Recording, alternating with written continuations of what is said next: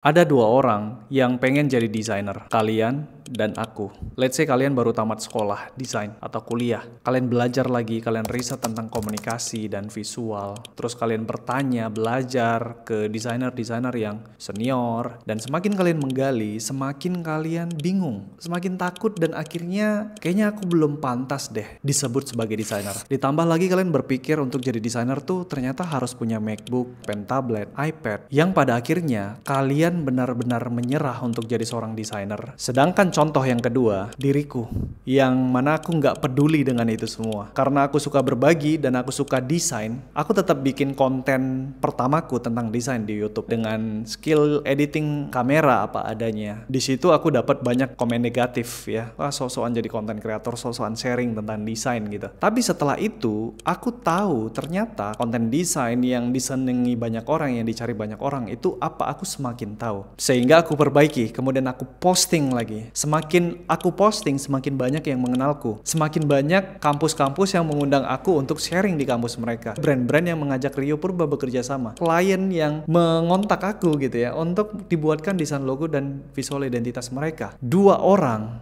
yang sama-sama memulai, tapi pada akhirnya mereka punya cerita yang beda. Kenapa? Yes, perfectionism is killing your start.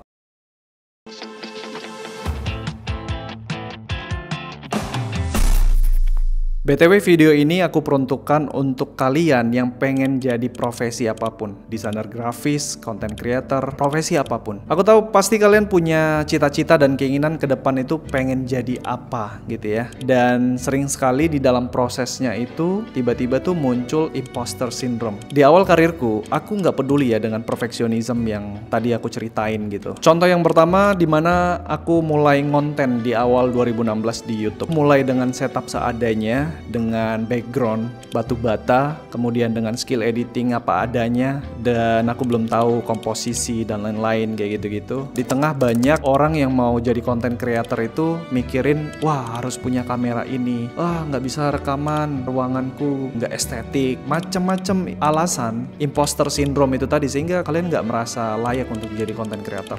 Tapi aku nggak punya itu, aku nggak peduli dengan itu semua cuy. Terus contoh yang kedua, ketika aku ikut kontes desain online, aku nggak pernah mikirin di awal gimana cara daftar PayPal-nya, gimana nanti kalau aku menang cairin duitnya itu seperti apa, kliennya minta revisi bahasa Inggris itu gimana. No, aku nggak mikir itu cuy. Bagaimana cara aku menang kontes, mau nanti menang duit cairnya itu ke rekening mana kek, mau daftar PayPal lagi gimana, aku nggak peduli itu cuy. Nah ini yang banyak kebalik ya, banyak desainer-desainer yang nge-DM aku, bang gimana ya daftar PayPal, aku mau ikut kontes online. Menang aja belum cuy. Kalian mikirnya jangan kebalik. Fokus ke tujuan utama kalian dan jangan pikir yang macam-macam. Contoh kasus yang ketiga, ketika Yellow pertama kali berbadan hukum. 2019 Yellow dibentuk itu belum ada badan hukum. Jadi kita ngetim biasa, nge-freelance biasa. Akhir 2023 kita dapat kesempatan dari perusahaan besar BUMN karena mereka mau bikin campaign Sayembara Desain dan butuh bantuan Yellow sebagai organizer digital campaign Sayembara tersebut gitu. Dan kita yang manage mulai dari desain, promosi, sampai penjurian, sampai pengumuman pemenang gitu ya. Pada waktu itu karena ini BUMN ya, mau tidak mau Yellow itu harus berbadan hukum.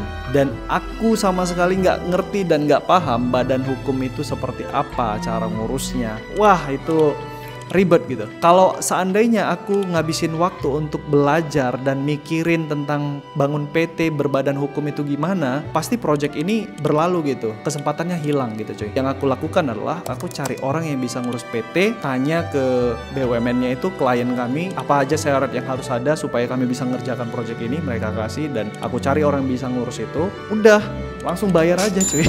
Pokoknya ini jalan dulu cuy. Ini portofolio dan ini project besar cuy. Jadi aku hanya fokus ke tujuan utamaku. Apa yang terjadi ke depan itu nanti dipikirin. Dan ketika projectnya selesai, baru tuh aku coba cari pelan-pelan, pelajari pelan-pelan orang yang tepat yang bisa bantu aku untuk ngurusin administrasi, pajak dan lain-lain. Contoh studi kasus yang keempat, Yellow dipanggil untuk membantu Pemprov merancang desain identitas Pekan Olahraga Nasional ke-21 wilayah Sumatera Utara. Yang pada waktu itu juga kita udah berbadan hukum anyway, PT, tapi kita belum ada pengalaman sama sekali bekerja sama dengan pemerintah. Itu berkasnya begitu tebal gitu ya, dan aku nggak tahu sama sekali. Ketika aku dapat kesempatan, aku kejar sampai aku dapat kata yes, dan akhirnya kerjaannya selesai juga. Iya, kadang imposter syndrome itu kekhawatiran yang terlalu berat yang muncul di dalam pikiran kita, sehingga kita kayak ragu-ragu atau takut melangkah ke depan gitu. Yang aku pikirkan adalah ini kesempatan langka yang nggak akan datang 2 kali. Kalau aku nggak katakan yes sekarang, ini nggak akan datang lagi cuy. So imposter syndrome itu berkaitan dengan perfeksionism. Kalian merasa harus komplit, harus sempurna dulu, atau kalian merasa takut, ragu, bimbang gitu ya untuk melangkah karena kalian merasa nggak layak untuk melakukan hal tersebut. That's imposter syndrome. So sekarang aku mau kasih tips dan hacksnya yang nyata, real, gimana cara kalian bisa mengcounter dan mengatasi imposter syndrome supaya kalian tuh bisa going next level di karir yang kalian pilih, apakah sebagai desainer, content creator, atau apapun profesi yang kalian pilih. Yang pertama, buat grup kecil. Ketakutan itu, beban berat itu yang muncul di pikiran kalian itu sering kali muncul karena mungkin kalian takut dibully ketika ngupload desain atau konten pertama kali di sosial media. Takut dibilang jelek, sok-sokan jadi desainer gitu, sok-sokan jadi content creator gitu. Dengan membentuk sebuah grup kecil, anggotanya itu adalah orang-orang yang punya visi yang sama untuk belajar, untuk growing up. Nah, kalian nguploadnya di grup kecil itu, kalian belajar hal yang baru tentang konten, tentang desain, tentang programming, development, dan lain-lain. 10 orang atau berapa orang di dalam grup kecil ini bisa sama-sama saling memberikan feedback yang akhirnya bisa sama-sama bertumbuh dan lain-lain. Tips yang kedua, sharing ke orang yang lebih berpengalaman dan levelnya lebih tinggi dari kita. Mungkin dia bisa memberikan feedback yang lebih real, lebih konkret tentang situasi kalian saat itu. Tapi mungkin agak susah mencari orang yang kita mau jumpain mereka di mana gitu ya. Let's say kalian tinggal di Medan, kalian mau ketemu Rio Purba, ya pasti susah karena kalian nggak punya kan kenalan atau teman yang kenal dengan Rio Purba sehingga kalian bisa ketemu aku. Atau di Jakarta ada banyak nama, Mas Rege, Mas Richard, ya Mas Erik Wijaya, Mas Evan, dan lain-lain tuh banyak banget desainer-desainer hebat. Di Bandung juga, Jogja, Mas Aryo, Mbak April, wih banyak banget. Makassar lagi. Ya bisa jadi cara yang terdekat adalah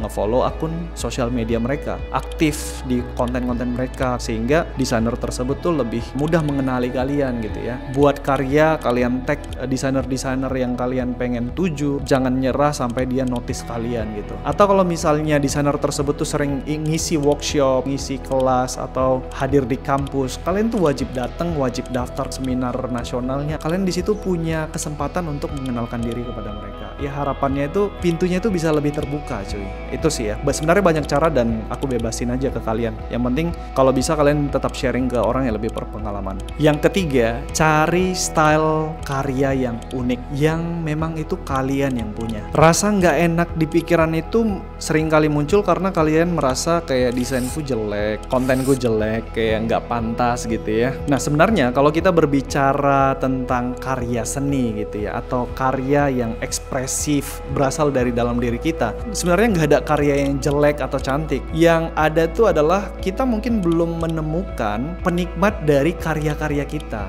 Gimana cara kita membungkusnya itu mungkin kita belum ketemu caranya, belum ketemu titiknya. Contohnya yang akhir-akhir ini sedang viral dan banyak yang bicarain itu adalah tentang AA drawing. Ini contoh-contoh postingan AA drawing dengan gambar yang ya you name it lah. Kalian mau bilang jelek, hancur, dan lain-lain. Tapi apa? Penikmatnya ada cuy.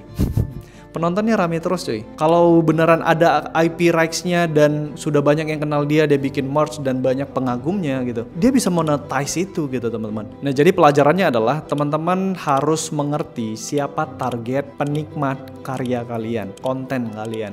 Jangan kalian bikin konten yang hiburan-hiburan gak jelas, yang jelek atau hancur itu tadi untuk target audiens yang corporate. Nah itu pasti nggak nyambung cuy. Teman-teman harus mengerti cara bungkusnya dan teman-teman mengerti siapa target penikmat karya kalian. So that's it teman-teman. Percayalah teman-teman kalau kalian bisa dapetin intisari dari video ini dan kalian berhasil lakuinnya di karir kalian masing-masing, di profesi kalian masing-masing, aku percaya sih kalian tuh bisa growing up ke next level gitu ya. Kalian bisa akhirnya bisa memecahkan teka-teki yang selama ini mungkin yang bikin beban kalian berat di pikiran gitu ya, gara-gara imposter syndrome itu sedang menguasai pikiran kalian saat ini. So, semua masalah, semua pikiran berat itu pasti akan berlalu. Semua itu ada masanya, teman-teman. Contoh kasus yang aku ceritain tadi, bagaimana aku daftarin PT, aku ada rasa takut tapi aku bisa mengatasi itu, yang pada akhirnya sebenarnya masalah itu juga bisa berlalu gitu ya. Apa masalah yang kemarin itu terjadi dalam profesiku, karirku sebagai desainer dan konten kreator, ya akhirnya berlalu juga gitu. Jadi untuk apa kita khawatir berlebihan gitu. Oke, itu aja teman-teman. Terakhir, sebagus-bagusnya desain, sebagus-bagusnya karya, sebagus-bagusnya konten, pasti ada aja yang nggak suka. Sejelek-jeleknya karya, sejelek-jeleknya desain, sejelek-jeleknya konten, pasti ada aja orang yang suka.